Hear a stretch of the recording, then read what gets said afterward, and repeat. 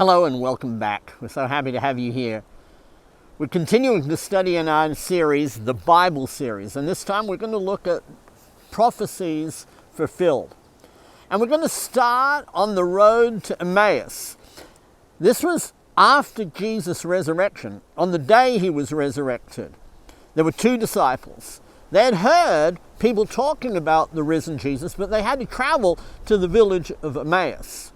Well, while they were on the way, a man joined them whose true identity was hidden from them. It was Jesus himself. And they were telling this stranger to them all about what was happening that day in Jerusalem. That's when Jesus speaks to them. Notice what we see in Luke chapter 24, and we're going to be reading verses 25 to 27. It says there, "And he said to them, 'How foolish you are, and how slow to believe all that the prophets have spoken. Did not the Messiah have to suffer all these things and enter into his glory?' And beginning with Moses and all the prophets, he explained to them all that was said in all the scriptures concerning himself." What a wonderful lesson that would have been. Jesus himself explaining all the scriptures and how they fulfilled Jesus the Messiah. And we can see that throughout the Bible. The whole theme of the Bible is the coming of the Messiah. From Genesis chapter 3, after Adam and Eve sinned and the curses that the Lord put upon them, and he said to the serpent, he said that the seed of the woman will crush your head. Well, that's Jesus. He was the seed of the woman. And then we see that when Abraham was told, "All the nations of the earth shall be blessed in your seed," that is Jesus. He was a direct descendant of Abraham. Moses was told that a prophet like you would arise. That's Jesus, the great prophet. Jesus was the fulfillment of all these prophecies. And we can even see in Psalm chapter 22 and verse 16 how there was the prophecy of Christ's very death. And we see there, Psalm 22 and verse 16. It says, "Dogs surrounded me. A pack of villains encircled me. They pierced my hands and my feet."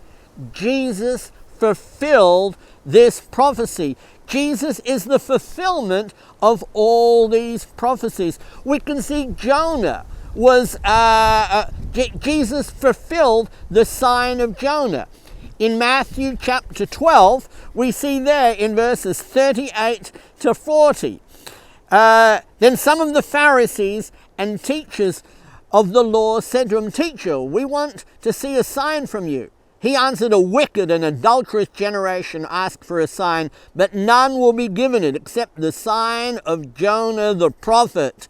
For as Jonah was 3 days and 3 nights in the belly of the huge fish, so the Son of Man will be there 3 days and 3 nights in the heart of the earth."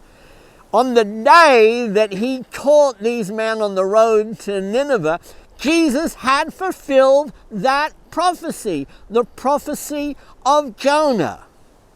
Now Jesus, in the Sermon on the Mount, tells the people there who were gathered to hear him in Matthew 5 and verse 17, "Do not think that I have come to abolish the law or the prophets. I have not come to abolish them, but to fulfill them." Jesus fulfilled all the prophecies concerning the coming Messiah. And by reading the prophecies and reading the fulfillment, that gives us great encouragement and that gives us great faith. As Romans 10:17 tells us, faith comes by hearing, and hearing by the word of Christ. We gain faith through these prophecies fulfilled. What a wonderful thing it is. We have such a loving Savior who loves us cares for us, gives us these prophecies, and shows us their fulfillment. Well, our time's come to an end once again. Thank you so much, and we look forward to seeing you next time. Goodbye for now.